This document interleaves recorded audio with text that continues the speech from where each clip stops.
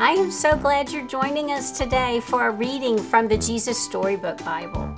Remember, this book helps us see the stories in the Bible and remember Jesus and what he did for us in each story.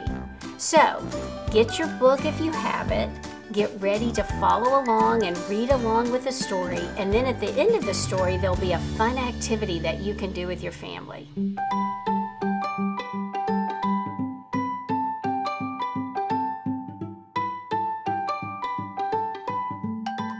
God's Messenger.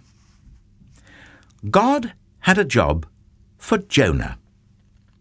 But Jonah didn't want it. Go to Nineveh, God said, and tell your worst enemies that I love them.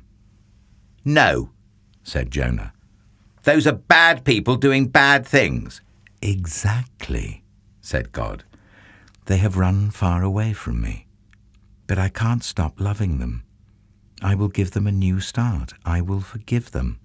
No, said Jonah. They don't deserve it. I'll run away, Jonah said to himself. Far away, so far away that God won't be able to find me. Then I won't have to do what God says. It's a good plan, he said, because as far as he knew, it was a good plan. But of course it wasn't a good plan at all. It was a silly plan. Because you can run away from God, but he will always come and find you. Jonah went ahead with his not very good plan. 1 ticket to not Nineveh, please, he said, and boarded a boat sailing in the very opposite direction of Nineveh.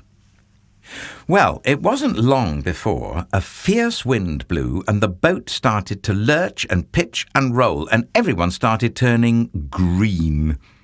Jonah sat bolt upright in his bed. You see, the first thing that went wrong with Jonah's not very good plan was that God sent a big storm after him. The sailors couldn't sail their ship properly. "We're sinking!" they screamed and started throwing everything overboard, suitcases, food, whatever they could find. And by now Jonah knew that the storm was his fault. "Throw me in instead," he shouted to the sailors, "and the storm will stop." The sailors weren't sure. "It's the only way you can be saved," Jonah cried. And so, 1, 2, 3, splash! No sooner had Jonah hit the water than the waves grew calm, the wind died down, and the storm stopped. Just then, when Jonah thought it was all over, when he was sure he was going to drown, God sent a big fish to rescue him. The fish swallowed Jonah whole with one big gulp. Jonah must have thought he'd died. It was so dark in there, like a tomb. But then he smelled the rotting food and felt the slimy seaweed and knew he wasn't dead. He was in the belly of the fish. Sitting there in the darkness for 3 whole days, Jonah had plenty of time to think. Pretty soon he realized his plan was, well, a very silly plan indeed. He was sorry for running away. He prayed to God from inside the great fish and asked God to forgive him. After 3 days, the fish spat Jonah safely out onto a sandy beach. Just then, Jonah heard someone calling his name. "Go to Nineveh?" God said. And this time Jonah said, "Yes." He went straight to Nineveh and told everyone God's wonderful message. "Even though you've run far from God, he can't stop loving you," Jonah told them. "Run to him so he can forgive you."